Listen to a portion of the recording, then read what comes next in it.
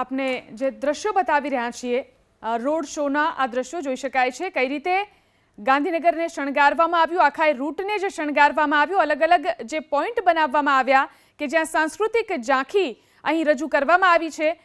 લોકો પણ ઉત્સાહભેર આ રોડ શોની અંદર ઉમટ્યા છે અને બંનેનું સ્વાગત જે રીતે થઈ રહ્યું છે, સાંસ્કૃતિક જે આપણી વિરાસત છે ગુજરાતના તેમજ ભારતના અલગ અલગ ભાતીગળ નૃત્યો અહીં રજૂ કરવામાં આવ્યા છે. આ સાથે જ લોકોના હાથમાં ભારતનો તિરંગો, આ સાથે યુએઈનો ફ્લેગ પણ તેમના હાથમાં જોવા મળી રહ્યો છે. અનેક મુસ્લિમ સમાજના લોકો પણ તેમને આવકારવા માટે, તેમના સ્વાગત માટે જોવા મળ્યા છે. ગાંધીનગર તરફ આ રોડ શો આગળ વધી રહ્યો છે, જોઈ શકાય છે દ્રશ્યોની અંદર. સતત ટીવી સ્ક્રીન પર રોડ શોના આ દ્રશ્યો, ભવ્ય road show, mega road show, અને ખાસ કરીને ગુજરાત માટે ગૌરવની આ ઘડી, કારણ કે આજથી એક નવા અધ્યાયની શરૂઆત યુએઈ અને ભારત વચ્ચેના સંબંધોની આજથી થવા જઈ રહી છે.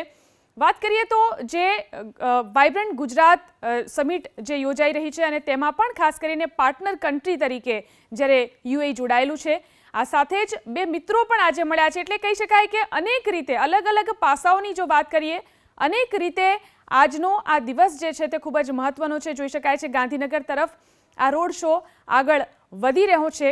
સાંસ્કૃતિક આદાન પ્રદાન હોય કે પછી વેપારિક આદાન પ્રદાન હોય, આ બંને રાષ્ટ્રના વડા કે જે બંને સારા મિત્રો પણ છે તે આજે તેના માટે મળ્યા છે. પીએમ મોદીની જો વાત કરીએ, 5 વાર તેઓ પોતાના કાર્યકાળની અંદર યુએઈ જઈ આવ્યા છે અને હવે 6ઠ્ઠી વાર તેઓ ફેબ્રુઆરીની અંદર યુએઈ જવાના છે કે જ્યારે બીએપીએસનું સૌથી મોટું, વિશ્વનું સૌથી મોટું મંદિર ત્યાં જ્યારે નિર્માણ પામી રહ્યું છે. એટલે કે કહી શકાય કે આ કાર્યકાળની અંદર અત્યાર સુધીમાં 5 વાર તેઓ યુએઈનો પ્રવાસ કરી આવ્યા છે